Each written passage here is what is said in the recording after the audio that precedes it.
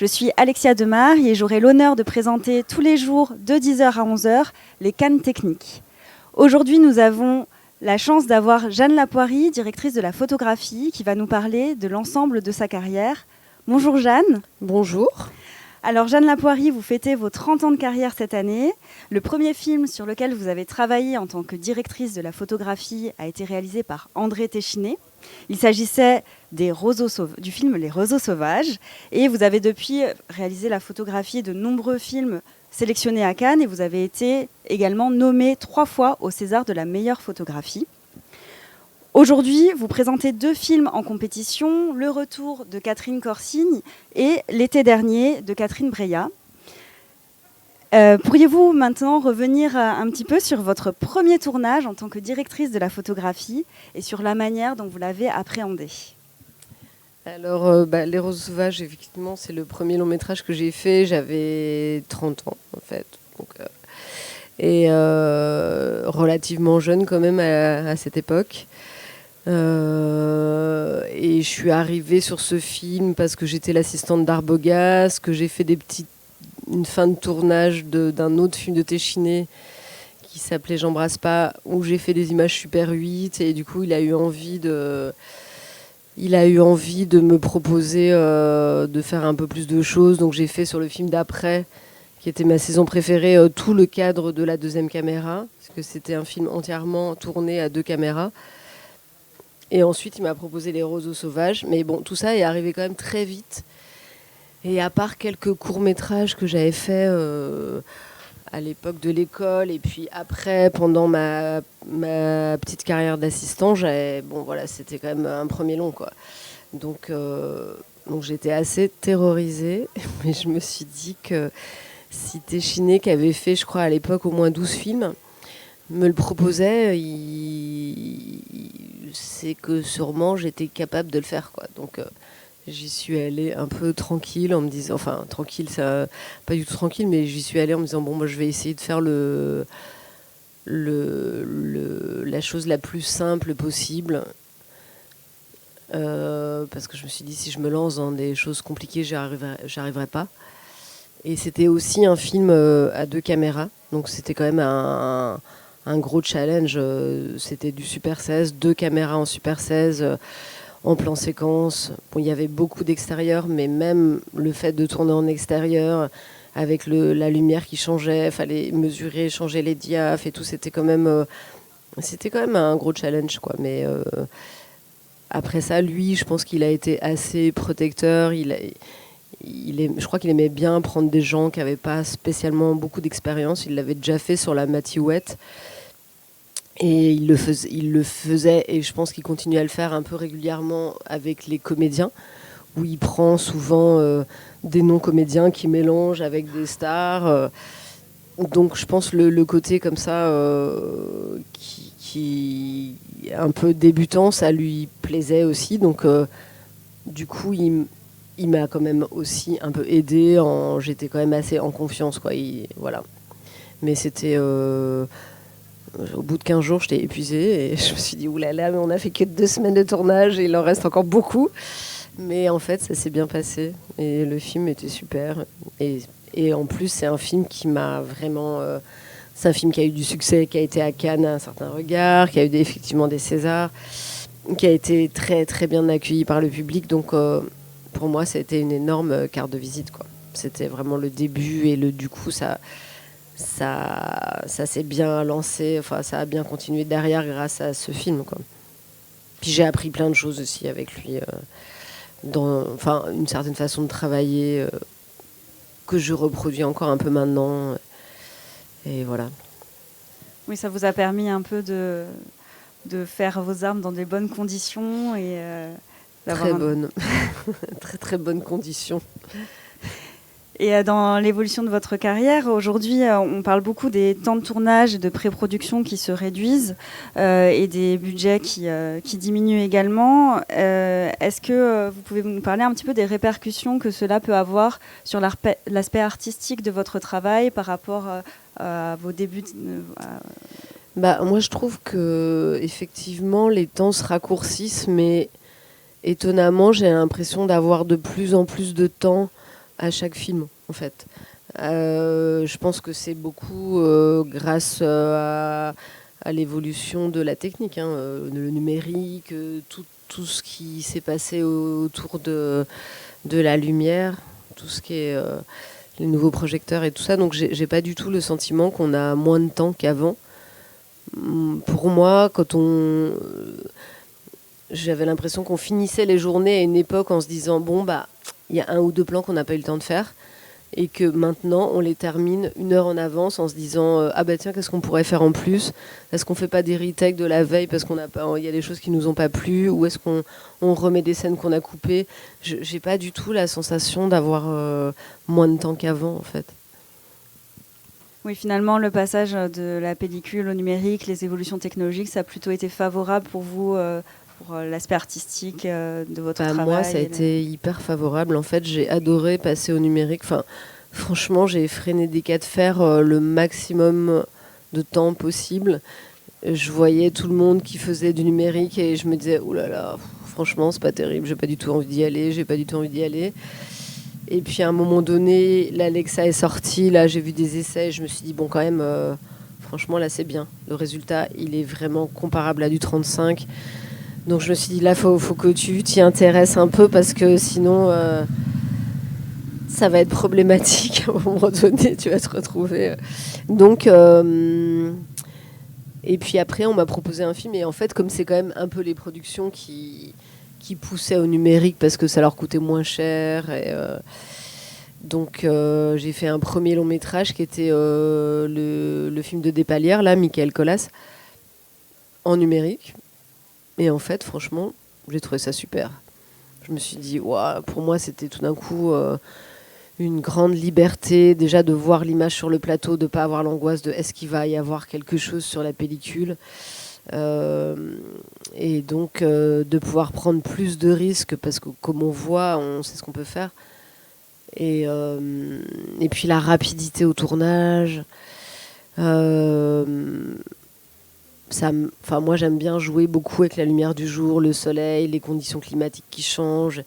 Et je travaille avec une équipe qui est assez réactive et j'aime bien pouvoir capter quand quelque chose de particulier se présente, de pouvoir tout de suite être prêt pour le faire. Et franchement, en numérique, c'est parfait, quoi.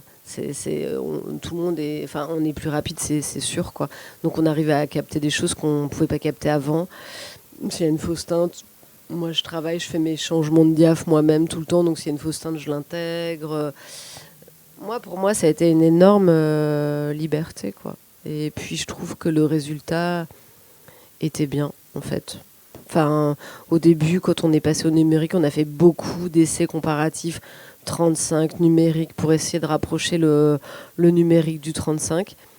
Et on y arrivait très bien, je trouve. Donc je n'avais pas la sensation... ça m'est arrivé plusieurs fois de faire des tests avec des réalisateurs et qu'ils se trompent.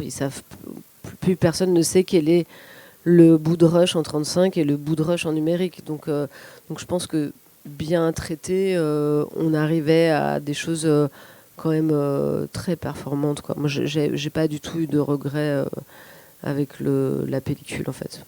Maintenant, du coup, j'en ai plus jamais refait. Donc maintenant, des fois, j'ai une petite nostalgie. Enfin, c'est pas que j'ai une nostalgie, mais c'est que j'aimerais peut-être une fois au moins refaire un film en pellicule pour voir si... Parce que quand je dis, vous me posez la question, est-ce que ça a changé, les temps de tournage réduits, etc. J'ai l'impression que c'est aussi le numérique qui m'a fait gagner du temps, mais peut-être aussi c'est une question d'expérience. Ça, j'ai du mal à l'évaluer, mais peut-être que maintenant, effectivement, je travaille plus vite, les choses sont plus claires dans ma tête et que les deux se combinent sûrement, quoi. Et justement, par rapport à ces projets, comment vous faites pour choisir les projets sur lesquels vous allez travailler? Est-ce que c'est les productions qui viennent vers vous? Est-ce que vous avez certains réalisateurs avec qui vous savez que vous allez travailler, avec qui ça se passe bien? Comment vous faites pour choisir les films sur lesquels vous travaillez? Effectivement, c'est soit les réalisateurs qui viennent directement vers moi, soit les productions qui qui me proposent, ça arrive aussi. Euh, et après, comment je choisis? Je choisis en fonction des réalisateurs, en fait. Parce que pour moi, le plus important, c'est le réalisateur et c'est pas le scénario. Les scénarios, je les lis, mais franchement, un scénario qu'on donne à 2 réalisateurs différents, ils vont faire 2 choses différentes. On en parlera plus tard pour le film de Breya. Mais, mais donc, non, effectivement, je choisis en fonction des réalisateurs, quoi. Si les gens qui, pour moi, ont un univers intéressant, quelque chose à dire, que je sens inspiré. Voilà, et puis bon, par rapport aussi à un type de cinéma qui est le cinéma que j'aime moi, qui est plus un cinéma effectivement d'auteur. Mais voilà, surtout comme ça. Et d'un point de vue technique, du coup, à chaque projet, il y a des choix qui se font différemment. Est-ce que vous pouvez nous parler un peu de la manière dont vous préparez le matériel avec lequel vous allez tourner ? Bah, alors ça a pas mal... Enfin, depuis le temps, déjà, j'ai commencé en 35. J'ai fait beaucoup de Super 16 à une époque. À une époque des roseaux sauvages et tout. Et puis j'aimais bien le rendu. Je trouvais c'est assez beau. Donc, en fait, j'ai pas mal travaillé par période en gardant un espèce de combo de matériel pendant un certain temps. Et puis à un moment donné, ça a changé, quoi. Donc pendant un petit moment, j'ai fait beaucoup de Super 16, j'aimais bien. Je poussais la pellicule ou je faisais des développements spéciaux. Je l'ai fait aussi pas mal sur du 35 mm. Pas les mêmes traitements spéciaux et pas pour les mêmes raisons parce qu'en 16 et en 35, ça donnait pas les mêmes résultats. Mais bon, bref. Et puis à cette époque, je travaillais beaucoup je n'utilisais jamais de zoom. Je travaillais toujours en focale fixe. Et pour la pellicule, je travaillais qu'en Kodak. Parce qu'à chaque fois que j'ai essayé de passer en Fuji, pourtant Fuji, à chaque fois me donnait des boîtes, je refaisais des essais et tout. Je me disais, bon, quand même, je vais essayer. Mais en fait, j'aimais pas. Enfin, je sais pas, ça me correspondait pas. Le rendu de cette pellicule, correspondait pas à mes goûts. Donc j'ai pas mal travaillé comme ça. Enfin, je vous dis, pendant longtemps, c'était Kodak, focale fixe, voilà, un espèce de petit combo. Et puis après est arrivé le numérique. Et là, du coup, je suis passée numérique. J'ai essayé plusieurs caméras, plusieurs optiques au départ pour me caler, faire un petit choix de matériel. Et après, c'est pareil, j'ai continué à garder ce même... donc je tournais tout en Alexa et puis je suis passée sur des zooms et alors là du coup j'ai les petits ingénieux optimaux là que j'adore, donc je continue à travailler toujours avec les zooms. Je me suis fait une lutte que j'ai beaucoup aimée, que j'ai gardé plein de films aussi. Donc des fois je rencontre d'autres opérateurs qui me disent mais moi à chaque film je refais des essais, je change tout. Et ben moi non. En fait, à chaque film, je garde la même chose. Et sauf qu'à un moment donné, je suis arrivée soit au bout soit la technique a évolué, je suis obligée de changer ce qui est en train de m'arriver là avec la nouvelle Alexa 35 parce que j'ai travaillé avec et du coup, c'est pas le même log, je suis obligée de refaire ma lutte. Bon, je sens que je vais devoir tout changer. Là, je l'ai utilisé pour le film de Corsini et c'est le début d'un travail autour de cette caméra, mais j'ai pas du tout fini parce qu'on n'a pas eu assez de temps, je pense. Mais donc là, je pense que je suis à la charnière d'un nouveau changement où effectivement, je vais remettre pas mal de choses en question dans le matériel que j'utilise en fait. Et vous réalisiez vous disiez tout à l'heure pour la pellicule, des traitements spéciaux. Est-ce que vous essayez de reproduire un petit peu ça avec le numérique ? Est-ce qu'il y a des choses que vous faites pour monter les ISO ou travailler avec des optiques particulières pour essayer de traiter un peu le fichier numérique ? J'ai choisi une caméra qui pour moi était celle qui était la plus organique et qui proposait la matière la plus visible et qui me convenait dans sa réaction, dans les hautes lumières, dans les basses lumières, dans les couleurs et tout. Voilà, bon, moi, c'était comme ma pellicule, quoi. Donc après les optiques, j'ai plus choisi des zooms parce que pour la vitesse, pour pouvoir changer de focale rapidement, pour pouvoir zoomer dans les plans, c'est plus pour une écriture qui correspond à quelque chose de l'ordre du découpage, on va dire, ou de l'écriture, ou de la grammaire. Et puis, c'est quoi la question ? Le traitement des images, parce que vous disiez tout à l'heure que vous réalisiez des traitements spéciaux sur les pellicules. Oui, non, non, en fait. Et puis après, il y a cette lutte que j'avais faite qui effectivement faisait un peu des bascules dans haute lumière, basse lumière. Elle n'était pas exactement comme on devrait être une pellicule, ou une caméra ou une réponse à une image. Elle était un petit peu transformée. Effectivement, ça peut correspondre à ce que je faisais quand j'ai fait Les Roseaux Sauvages. J'avais surdéveloppé la pellicule, le Super 16, parce qu'avant j'avais fait des courts-métrages comme ça et que Téchiné m'avait dit ce film c'est dans le sud-ouest, il y a du soleil et moi c'est mon pays, c'est ma région et pour moi le soleil c'est au soleil et à l'ombre c'est à l'ombre et les ombres elles peuvent être noires, on rééclare pas les ombres, je veux un très fort contraste, quoi. Alors, je lui ai dit super, si tu veux un fort contraste, alors je te propose de surdévelopper la pellicule. Et j'avais fait ça un peu en toute innocence et tout, mais ça a créé quelque chose. Et surtout, ça a provoqué une bascule des couleurs qui était assez forte. Donc les verts devenaient jaunes, les bleus assez vifs. Enfin, bon, il y avait tout un tas de petits changements qui étaient très beaux, en fait. Et effectivement, une lutte que j'ai refaite, la lutte que j'ai gardée longtemps, elle reproduisait un peu ces bascules-là. Voilà. Et du coup, ça s'appropriait au projet que vous réalisiez avec le réalisateur. Je vous dis, je ne change pas de matériel selon les projets, je garde le même. Donc le changement, il se fait ailleurs, mais pas sur mon matériel, pas sur la lutte, bizarrement. Je sais que c'est peut-être pas logique, que les gens vont se dire on va créer une lutte différente parce qu'on va faire ça. Mais moi, ça se joue à un autre endroit, ça se joue sur la façon dont je vais éclairer, peut-être les filtres que je vais utiliser si j'utilise des filtres, mais maintenant j'en utilise très peu. Mais pas tellement sur le matériel en fait. C'est comme si j'avais besoin de mon matériel de base pour savoir où je suis, c'est mes repères et c'est ma façon de faire. Voilà.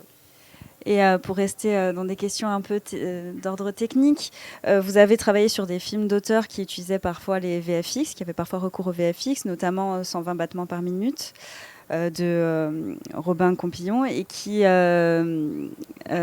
comment vous faites, vous, pour appréhender ces tournages-là ? Quels sont les challenges qui découlent de cet usage des VFX pour des films d'auteurs ? Alors, bon, déjà, 120 battements, je me souviens pas, je crois qu'il n'y a pas trop de trucage, en tout cas, pas vraiment des trucages qui ont des VFX qui ont nécessité qu'au tournage, on ait une attitude particulière.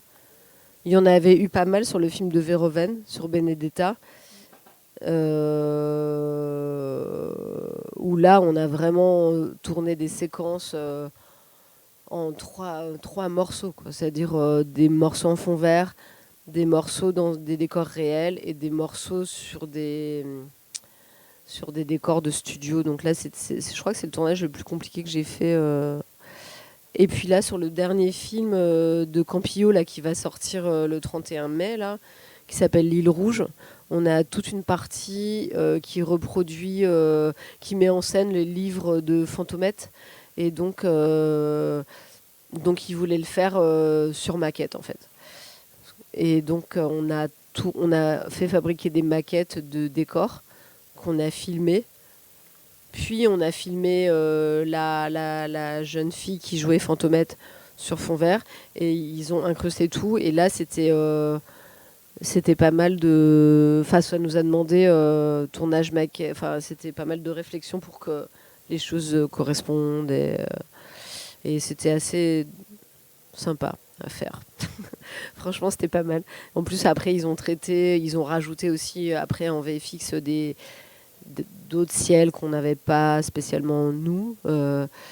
Et, euh, et puis, il y a une espèce de travail un peu de pas essayer d'être réaliste qui est intéressant.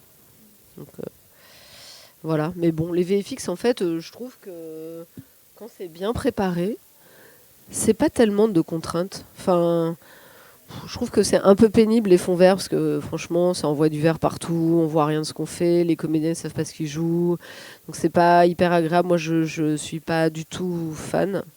Et dès que je peux éviter les VFX, je le fais. Parce que je trouve qu'en plus, on est meilleur au tournage quand il n'y a pas trop de VFX. Mais après, quand on est obligé et qu'ils sont plutôt bien préparés, il y a des fois, c'est même pas vraiment une contrainte en fait.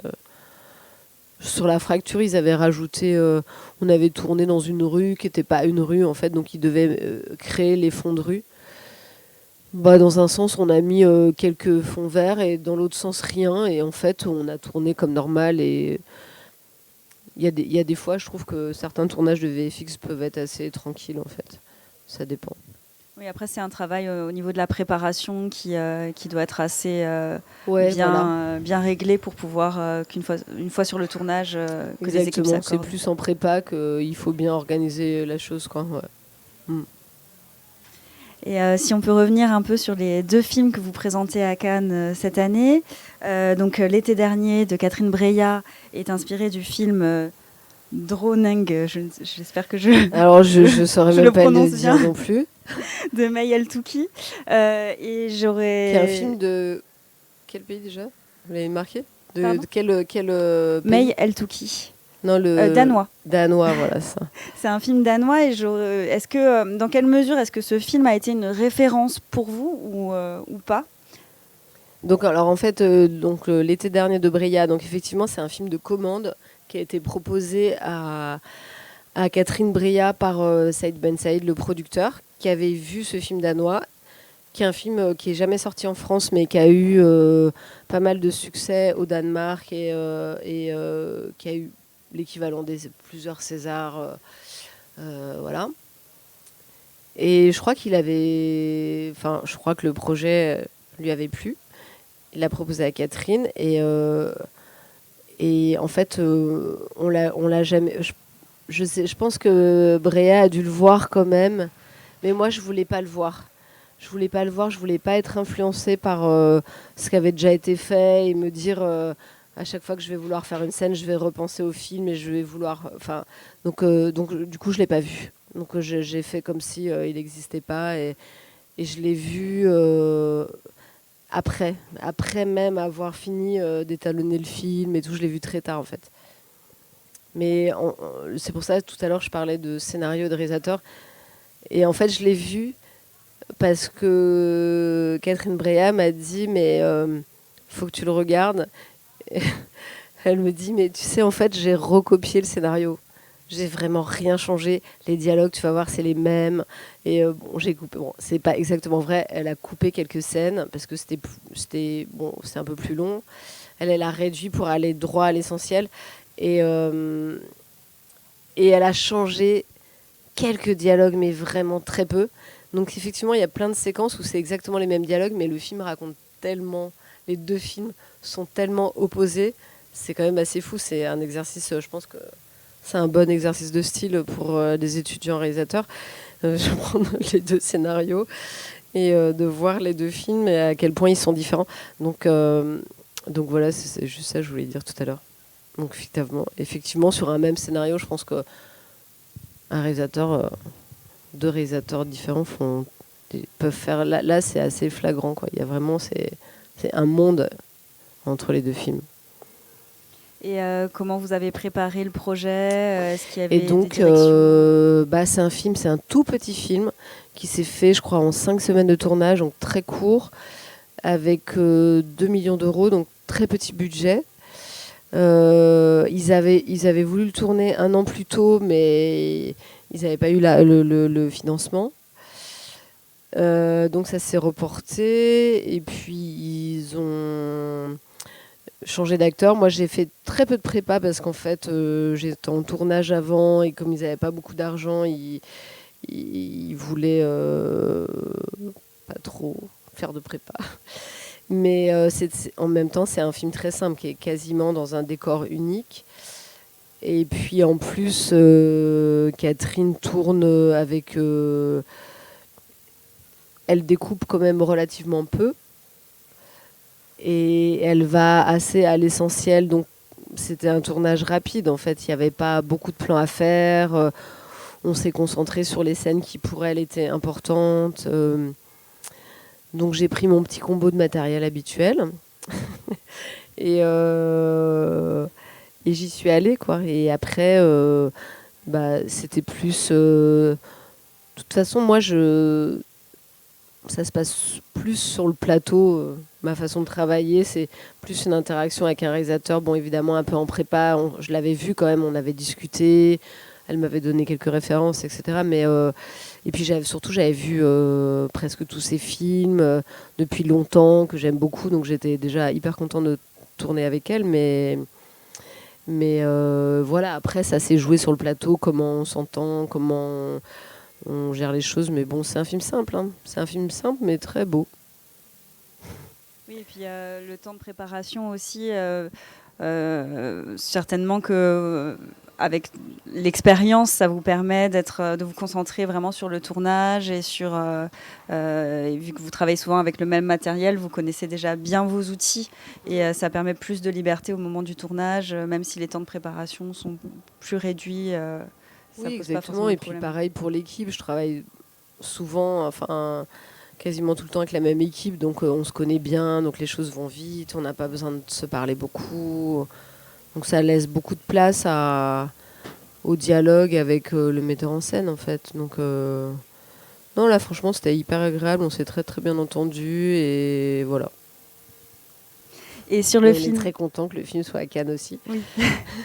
Et le film, donc Le Retour de Catherine Corsini, vous avez tourné en Alexa 35, vous disiez tout à l'heure que vous avez changé de matériel. Est-ce qu'on peut un peu parler plus en détail de la manière dont ça s'est fait Le retour, pour le retour, on a tourné en septembre, mi-septembre à peu près, à part quelques plans avant. Et elle voulait le faire avec un petit budget. Bon, c'est un peu les velléités de Catherine Corsini à chaque film. Au final, on se retrouve toujours à faire un film quand même plutôt dans une économie moyenne que très très petite. Mais elle a toujours la volonté d'être léger, etc. Donc, et elle m'avait dit, non, il y a beaucoup de nuits en Corse, comment on va faire? Et puis, est-ce qu'on ferait pas des nuits américaines? On a eu une grosse réflexion sur ça, j'ai fait plein d'essais de nuits américaines et tout. Et donc, et il y a cette Alexa qui est arrivée et je me suis dit, bon, mais là, alors, cette Alexa, elle est beaucoup plus sensible la nuit, donc ça vaudrait vraiment le coup de faire des essais, et de tourner avec, en fait. Donc j'ai fait rapidement un essai, le peu que j'ai vu, j'ai trouvé bien, donc je me suis dit ok, je pars avec cette caméra. Et puis là, ça a été la course pour essayer de refaire, de se caler avec le labo, parce que le labo n'avait déjà pas les logiciels dans les machines qui correspondaient au nouveau log de l'Alexa 35. Moi, je voulais refaire ma lutte pour essayer de retrouver ce que j'ai en Alexa Mini, que je puisse le reproduire sur Alexa 35. Mais bon, c'était un peu une succession d'essais dans un temps un peu court, sans non plus être en Corse pour pouvoir les faire sur place et tout. Donc c'était un peu chaotique. Personne n'était au courant, les talonneurs non plus. Donc tout le monde était un peu en train de chercher. Mais bon, on est arrivé. Je suis partie avec une lutte qu'au final, à l'étalonnage, j'ai pas gardée. Je suis revenue en étalonnage à une des luttes que propose Harry dans la caméra. Parce que je pense que la mienne, en fait, elle n'est pas au point. J'ai pas du tout eu le temps de tester toutes les textures, etc. Parce que j'en étais même pas encore là, quoi. Donc voilà, c'était un peu un tournage, on l'apprend, on verra ce que ça donne. Et j'avoue que sur les nuits, suis très contente. Je trouve qu'elle est vraiment... Enfin, en fait, je l'ai découverte à l'étalonnage, donc il n'y a pas longtemps, parce que j'ai terminé l'étalonnage le week-end dernier. Donc je l'ai découverte vraiment récemment. Et sur les nuits, je suis très contente. Sur les jours, je pense que j'ai pas encore trouvé la bonne façon de l'utiliser, en fait. Pour l'instant, je préfère ce que j'avais en résultat sur l'Alexa Mini. Mais je pense que voilà, je pense que je suis arrivée à un moment charnière où il faut que je change. Faut que je change de matériel, que je change de lutte, que je me réadapte, quoi. Que voilà, c'est. Donc, en restant chez Harry avec l'Alexa 35, ou peut-être changer encore de caméra. Bah là, pour le coup, j'ai quand même assez envie de refaire des essais avec les Sony. J'en avais fait à une époque, mais j'étais toujours restée sur l'Alexa. Mais là, honnêtement, je me suis dit que avec la nouvelle caméra, ça vaudrait quand même le coup peut-être de refaire un comparatif avec la Venice, quoi. Donc voilà, c'est tout ça qui est... Je sais pas quand est-ce que j'aurai le temps de faire tout ça, mais certainement en amont d'un prochain film, on va voir, quoi. On va voir. Et une dernière question avant de passer aux questions du public. Vous avez débuté votre carrière dans les années 90. Est-ce que pour vous, le fait d'être une femme, est-ce que ça a été un handicap au début de votre carrière et comment les choses ont évolué jusqu'à aujourd'hui ? Bah moi, j'ai pas eu de handicap à aucun moment dans ma carrière, donc je suis pas la bonne personne, mais moi, ça s'est toujours un peu passé facilement. Et puis, évidemment, tous les gens qui m'ont engagée pour travailler étaient heureux de travailler avec moi et ça leur posait pas de problème que je sois une femme. Je pense même qu'ils étaient... quand j'ai fait les films avec Téchiné était très amie avec Deneuve. Et Deneuve, elle était complètement fascinée que ce soit une femme qui puisse faire ce métier. En plus, donc j'avais à peine 30 ans, puisque les Roseaux, j'avais 30 ans. Et j'avais l'air vraiment beaucoup plus jeune que l'âge que j'avais. Et donc, je me souviens qu'elle me regardait comme ça et elle trouvait ça merveilleux que ce soit une jeune nana qui a l'air toute si jeune qui fasse ça. Et je crois qu'elle a beaucoup influencé Téchiné à me prendre. Enfin, comme les deux, ils étaient très amis, ils s'auto-influençaient tous les deux. Mais... Donc, je peux pas dire que ça a été un handicap. Plus tard, peut-être, le fait que je sois, mais peut-être pas spécialement une femme, mais que j'ai l'air très jeune aussi. Des fois, j'ai vu dans le regard de certaines personnes qui me regardaient de haut en bas, me disant ah oui, bah Jeanne Lapoirie, ah oui, bah, c'est jeune quand même. Donc, mais non, en fait, moi, j'ai pas eu trop de problèmes en tant que femme. Je sais qu'à l'époque, on n'était presque pas. On était les quelques-unes avant moi, Champetier, elles ont vraiment ouvert la voie. Moi, je suis arrivée juste après et c'était encore un peu le début.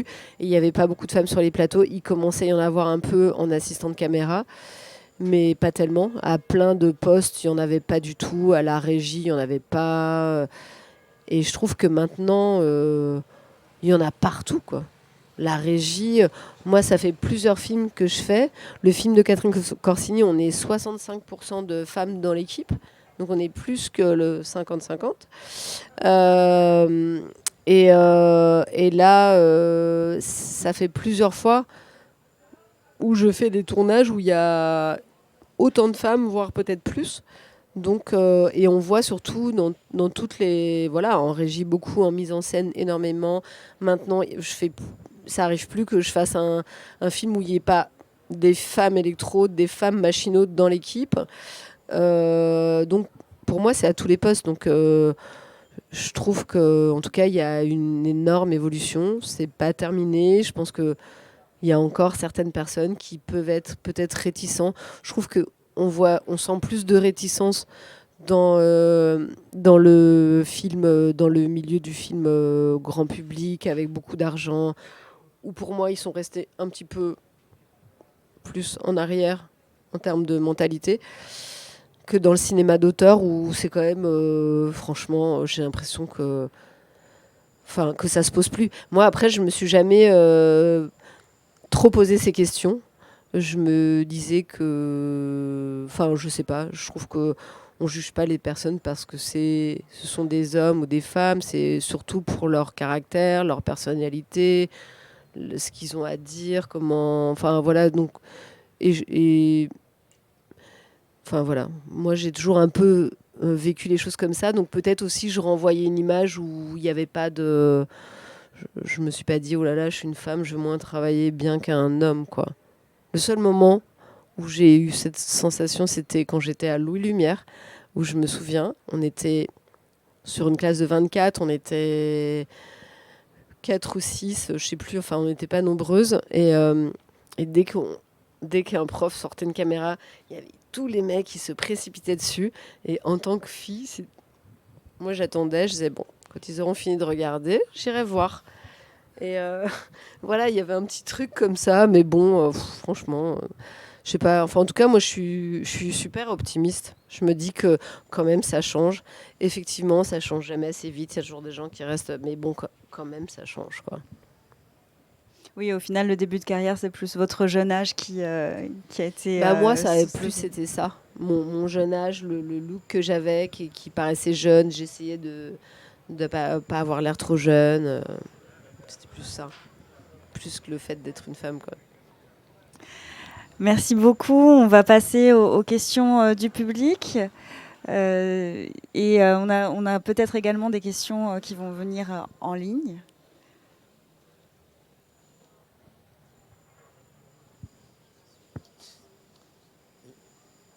Qui ça ? Il y a un micro qui circule.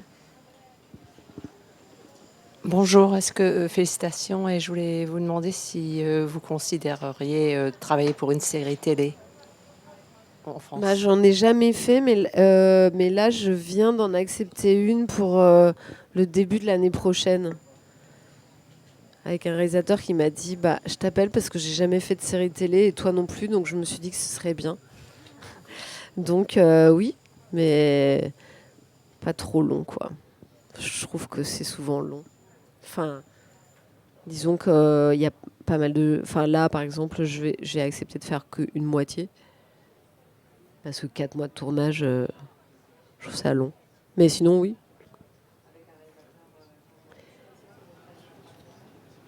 En fait, j'entends pas. Attendez, il faut parler dans le micro. Non, je le connais pas. Enfin, je le connais, mais pas, j'ai pas travaillé avec lui. Voilà. Et la temporalité, du coup, par les séries, par rapport aux films, comment vous préparez ce projet ? Bah, pour l'instant, là, j'ai rien préparé du tout parce qu'on s'est juste vu une fois, on doit se revoir. Mais je pense que je vais le préparer comme un long métrage, quoi. Enfin, pour moi, le travail, c'est la même chose, sauf que on va tourner plus de jours et que peut-être dans un rythme un petit peu plus soutenu. Voilà. Bon. Mais moi, j'aime bien travailler vite, alors ça me dérange pas trop. Au contraire, je trouve que c'est plus stimulant. Enfin... Bonjour, est-ce que vous êtes attiré de nouvelles technologies? Est-ce que vous utilisez la très nouvelle technologie dans votre travail? Très nouvelle technologie comme quoi? Mais en cinéma et en opéra, chaque mois, il apparaît une nouvelle technologie. J'ai pas bien compris, mais en tout cas, j'ai utilisé la dernière caméra d'Ariflex qui vient de sortir. Donc, est-ce que c'est considéré comme une nouvelle technologie ou pas? Et sinon, tout ce qui est écran LED, des choses comme ça? C'est ça la question? J'aimerais bien. Je l'ai proposé à un très proche ami en lui disant « Vas-y, fais-le ». Mais moi, j'ai pas eu encore un tournage où, dans le budget et par rapport au sujet, on pouvait l'intégrer, quoi. Donc, mais j'aimerais bien, ouais. Je suis très curieuse, ouais. Très curieuse. Du coup, ça élimine le problème de la réflexion du verre. Mais carrément. Donc, non, je pense que c'est vraiment mieux que le fond vert. Après, je pense qu'en prépa, c'est un petit peu plus complexe. Enfin, il faut bien le préparer encore mieux que... Mais ouais, j'adorerais le faire. Mais pour l'instant, c'est pas présenté. On a voulu le faire pour La Fracture, pour les fonds de rue, mais en fait, ça s'adaptait pas à ce qu'on avait besoin de faire. Il aurait fallu des trucs trop grands qui n'existaient pas, donc ça marchait pas dans notre cas. Et puis après, ça c'est pas vraiment. Il n'y a pas eu d'autres films où tout ce qu'on a fait en fond vert pour l'île rouge sur Fantomette, ça aurait pas marché sur fond LED, ça marchait pas quoi. Donc j'ai pas encore eu l'occasion. Ça n'a pas marché pour des questions de budget, Non, parce que disponibilité c'était pas adapté. Nous, on filmait des maquettes, donc de toute façon, il y avait quasiment. Et après, le personnage était sur un fond vert pour être incrusté dans la maquette. Donc ça n'avait pas tellement de sens de se dire on va projeter la maquette sur un écran LED pour pouvoir mettre le personnage dedans. C'est comme en plus on cherchait un résultat pas réaliste. Donc voilà, c'était pas adapté. Enfin, ça aurait pas été adapté à. Donc non, mais j'aimerais bien tester même sur des scènes de voitures, de choses comme ça qui sont assez basiques, mais qui sont quand même toujours un peu pénibles à faire en tournage, en vrai tournage. Même si j'aime bien quand même pouvoir garder quand on tourne en jour, le soleil qui passe et tous les événements, etc. Mais bon, non, mais bon, ça va arriver, hein, je m'inquiète pas.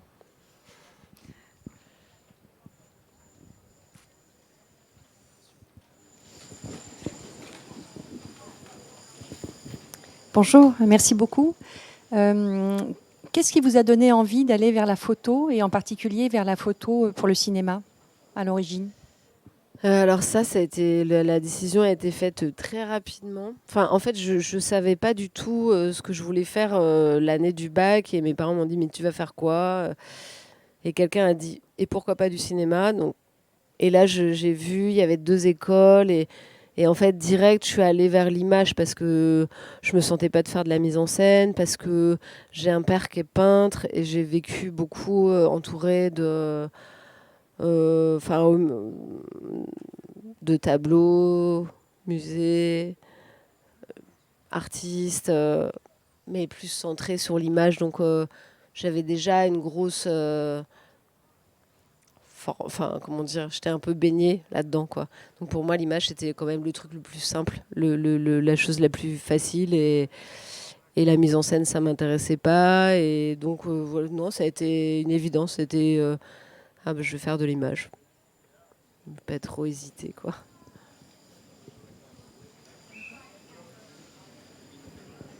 Du coup, le travail sur la lumière qui est La important lumière, même en au début, peinture. en fait, quand j'ai commencé le cadre, pour moi, ça a été instinctif directement. J'ai senti que c'était très facile.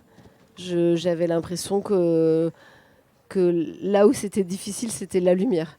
Donc j'ai l'impression que ça m'a demandé plus de travail, d'apprendre.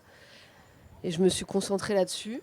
Alors que le cadre, j'avais la sensation que c'était simple, en fait. Que, je sais pas, et toujours encore maintenant,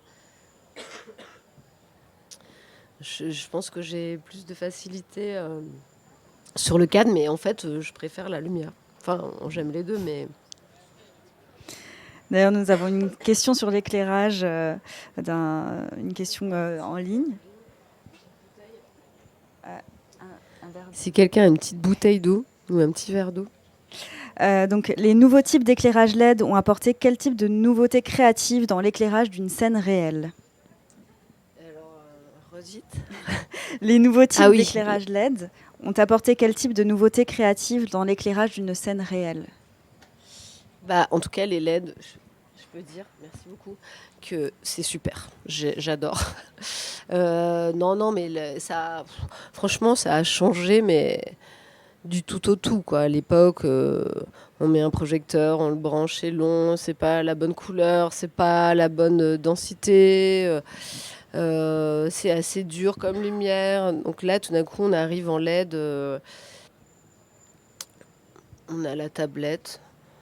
On éteint, on allume, on change la couleur, l'intensité. C'est quand même assez génial. Enfin, nous, les tournages, et en plus les projecteurs, ils pèsent 3 grammes, on les scotche au plafond. Donc c'est pour ça que je disais, j'ai pas l'impression d'avoir moins de temps. J'ai l'impression d'avoir plus de temps parce que la technique nous nous fait gagner un temps énorme, quoi. Et, et puis, donc tout a beaucoup changé. C'est-à-dire que maintenant, on supporte plus trop d'avoir des ombres. Donc les nouveaux LED là, qui sont très très doux, je me souviens avant qu'ils sortent, il y a eu les tubes, les Kinoflow, qui étaient déjà une révolution. On mettait des pronts dessus pour avoir vraiment des lumières très douces, pas d'ombre, pouvoir créer des contrastes sans avoir trop d'ombre. Et là, avec les LED, c'est de mieux en mieux. On a quasiment plus de projecteurs. Là, récemment, sur un film, le réalisateur me demandait, mais moi, je voudrais qu'il y ait des ombres. Je dis, ça va être difficile parce qu'il n'y en a plus de projecteurs qui font des ombres. Donc, on a dû aller fouiller au fond du camion pour trouver un truc. Mais c'est vrai que... Non, mais ça a beaucoup changé et franchement, c'est bien. Enfin, moi, je suis très contente. Je trouve que c'est vraiment super pratique, quoi. Donc vous n'éclairez quasiment plus qu'avec des LED ou il y a quand même une mixité Et après, les grosses sources. Les grosses sources, je sais pas, 18 kilos, 9 kilos, des choses qu'on veut faire rentrer par les fenêtres, ou ça reste du HMI plus classique.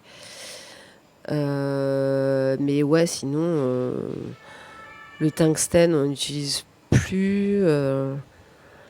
Et puis en plus, les LED, maintenant, ils élargissent la gamme de jour en jour à tous les projecteurs. Donc quasiment toutes sortes de projecteurs sont remplacés par des LED, quoi, de performances différentes, quoi. Et au niveau de la colorimétrie, au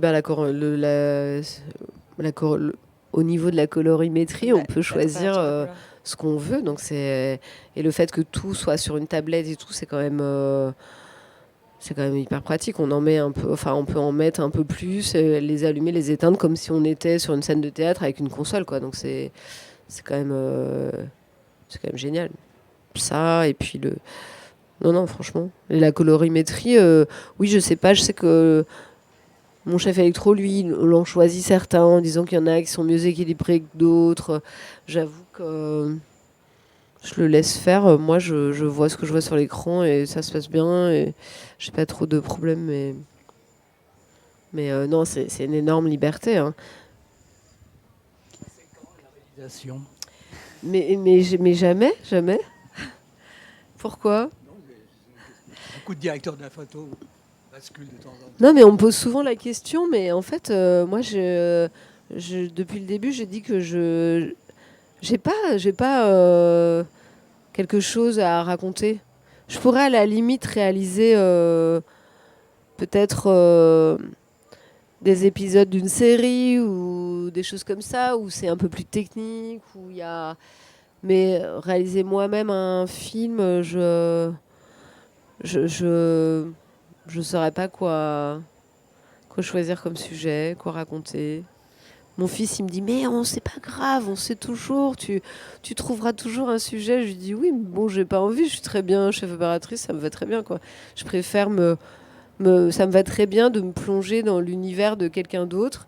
Je trouve ça assez joyeux, c'est un peu comme les comédiens, quoi. Je pense que les comédiens, chaque film, il se plonge dans l'univers d'un personnage, d'un réalisateur, et c'est aussi assez passionnant. Quel est le film le plus dur que vous avez réalisé ? Je ne sais pas. Dur à quel niveau ? Non, ça veut rien dire. Enfin, c'est pas que ça veut rien dire, mais il y a des difficultés plutôt conditions de tournage, entente, météo, lumière. Je sais. Et en fait, comme j'ai pas beaucoup de mémoire, je me souviens jamais. Trop bien. Je saurais pas trop répondre à cette question. Peut-être un défi technique. Moi, en fait, les défis techniques, c'est plus le studio, en fait, où il y a beaucoup de choses.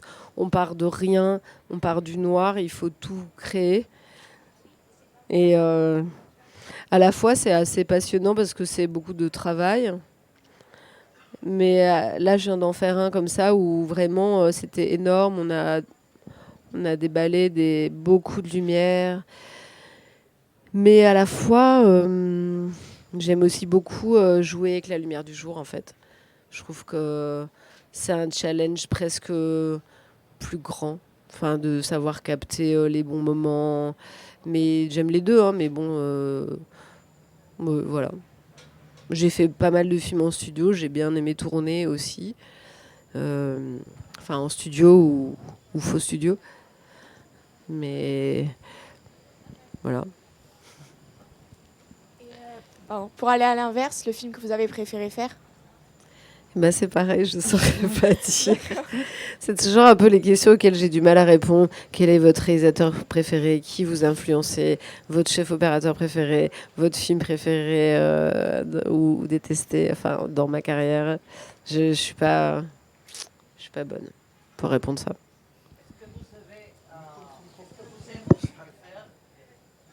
Est-ce que vous aimez de faire, est-ce que vous avez fait la chose qui s'appelle beauty shots? De quoi? Beauty shots, je ne sais pas comment en français. Beauty shop? Shots. Shots? Pour la publicité? Non. Pour rendre belle une actrice? Peut-être. Il s'appelle, je ne sais pas comment ça s'appelle en français, il s'appelle beauty shots. Ça veut dire la chose très belle, très... Ouais, enfin, je sais pas. En tout cas, j'ai eu pas mal de fois à éclairer des actrices. J'ai fait un film qui s'appelait 8 femmes, où il y avait beaucoup de comédiennes, dont Fanny Ardant, Catherine Deneuve. Je vais pas toutes, les noms vont pas toutes me revenir, mais bon, en tout cas, il y en avait 8. Et Isabelle Huppert. Donc c'est des films où on est assez contraint par la lumière parce qu'on peut pas éclairer n'importe comment parce que sinon c'est pas joli sur le visage des actrices. Donc je sais pas si c'est de ça dont vous parlez, mais en tout cas effectivement c'est là ça, j'en ai pas trop parlé parce que ça fait un moment que j'ai pas beaucoup, enfin si un petit peu dans le film de Breya avec Léa Drucker, qui est quand même pas une actrice de 20 ans, donc c'est quand même des films où on est obligé de prendre ça en compte et de faire attention et de trouver la belle lumière, celle qui va leur aller par rapport à la structure de leur visage et tout.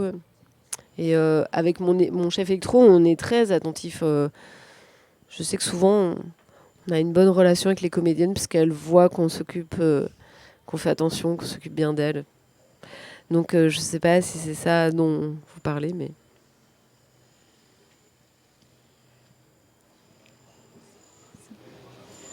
Donc on a une dernière question qui nous est posée par un internaute. Avez-vous eu des expériences en HDR pour le cinéma? Et y a-t-il un véritable potentiel créatif à explorer? Franchement, pas vraiment. Je crois que sur La Fracture, on a fait un étalonnage entre guillemets HDR, mais je saurais pas exactement dire, je suis pas complètement sûre. Et sinon, non. En fait, j'en ai, enfin, peut-être à ce moment-là. Et est-ce qu'il y a un potentiel à explorer? Je sais pas. Pour moi, ça reste. Je suis pas sûre d'avoir trop envie d'aller explorer dans cette direction, mais bon. En général, je vais toujours après tout le monde. À part là, pour l'Alexa 35, où je me suis précipitée en premier.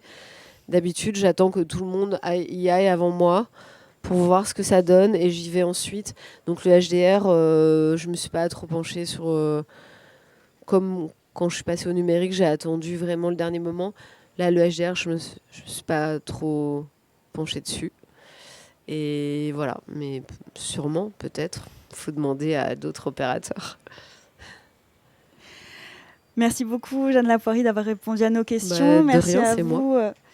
Je remercie tout le monde.